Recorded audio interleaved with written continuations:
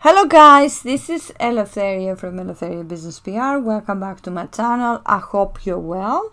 In today's video, I will show you how to find the right size for uploading the image in WordPress. I mean, you know what I mean, the image size on WordPress.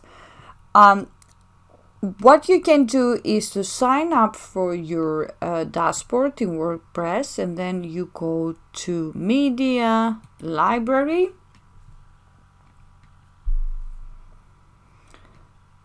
and then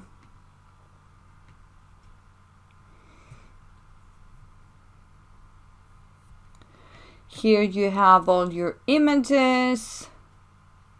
What you can do is add new, and then you see here the maximum upload file size.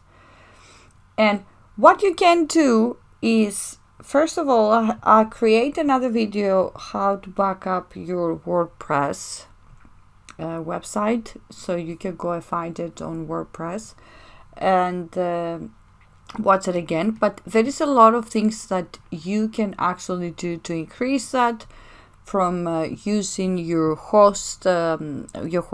main host services, and also to